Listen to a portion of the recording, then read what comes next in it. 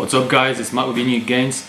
Today I'm going to continue with the lockdown home workout series and I'm going to be going over my leg training. By far the hardest routine to put together just because of the lack of resistance that I have at home. So typically in the gym I'd be doing squats and use various machines, none of which I have at home. So I'm basically just using my body weight to try to grow muscle in the legs, which is a challenge because legs are typically capable of handling a lot more weight than just that. So I'm going to share some of my tips that I've been using in my own leg training. And the first thing is use single leg variations wherever possible. So automatically this will increase the resistance, and not only that, but because of the additional stability and balance that you require in single leg exercises, that's going to increase the resistance even more. It's also a good way to correct any imbalances that you may have, and typically most people I think will have some from squats and deadlifts and other exercises. I know my left leg is definitely a bit stronger than my right. The second thing I've done is supersets, but instead of doing antagonist supersets, which people often do, I'm doing agonist supersets. So I'm doing 2 exercises on the same muscle group back to back before taking any break. The reason I'm doing these agonist supersets is because it creates more tension in the muscle.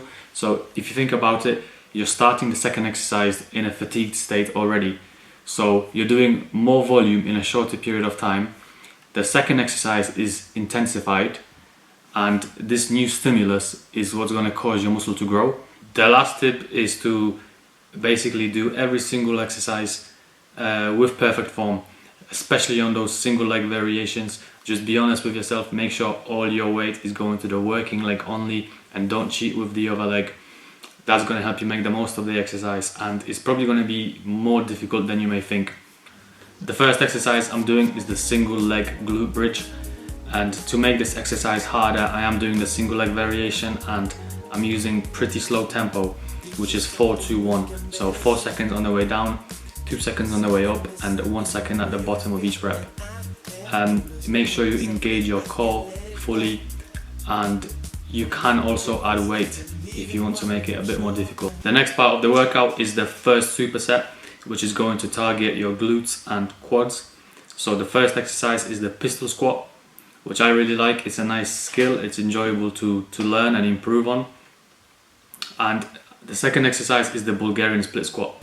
So with the pistol squat, one of your legs is going to be in the air, so you're not going to be able to cheat with it at all. All your body weight is going to the working leg only.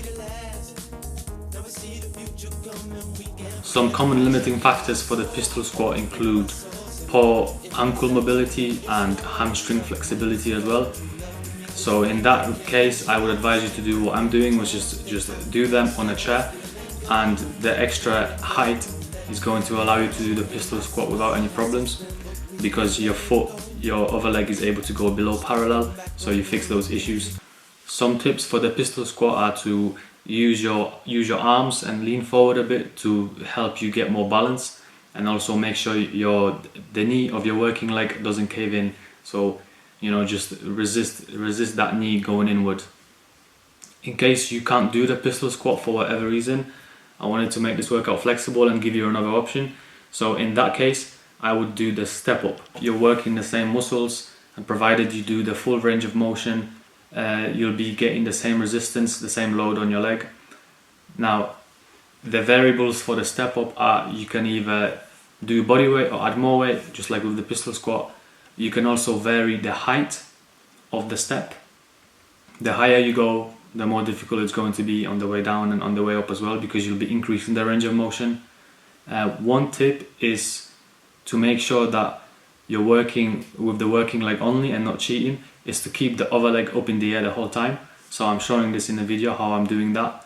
And also on the first rep, when you take off, make sure you press through the working leg only. Don't try to help yourself to get a push of the non-working leg, the ground foot. The next exercise of the superset, after you do either the pistol squat or step up, is the Bulgarian split squat. So this exercise is a bit complex and it takes some getting used to, so it might be worth practicing in front of a mirror at first. But the things to watch out for is mostly to not overarch your lower back and keep a nice upright posture as well.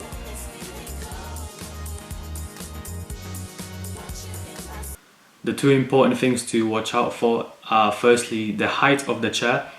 Ideally you want the chair to be about knee level height. That will allow you to get a full range of motion and go down deep and then come all the way back up again.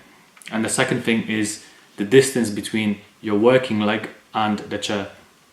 If you come too far away from the chair, you're going to overextend your lower back, which in the long run is not good for your lower back, especially if you're doing it with weights.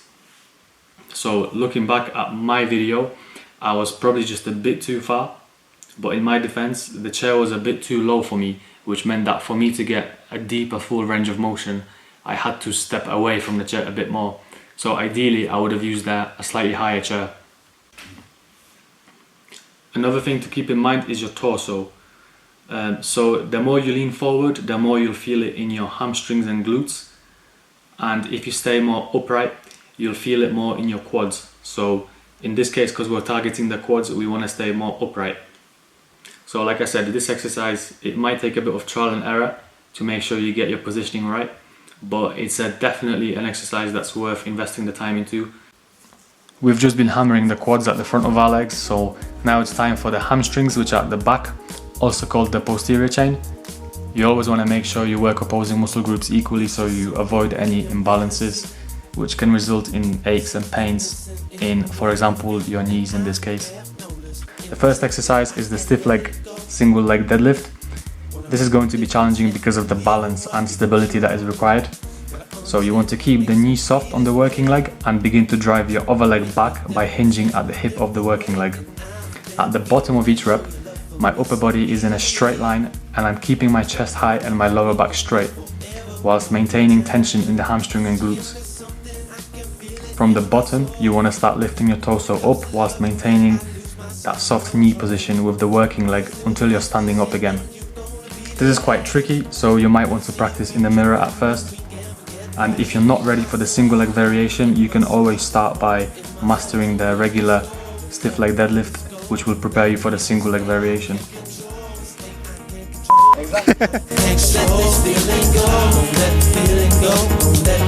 So years ago you wanna, what do I get?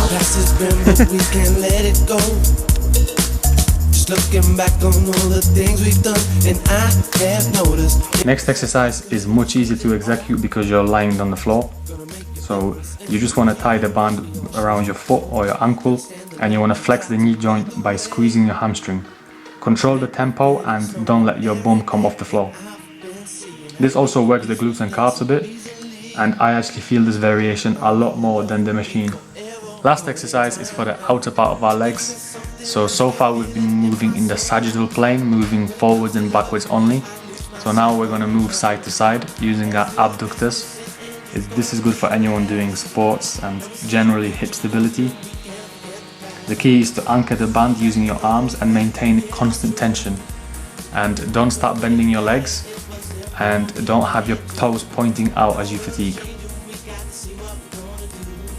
So that's it for this workout. As I said, there are different progressions to each exercise and you can add weights to all of them pretty much.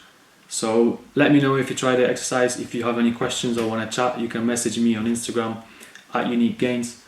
Thank you very much for watching. Please like and subscribe and I'll see you in the next one.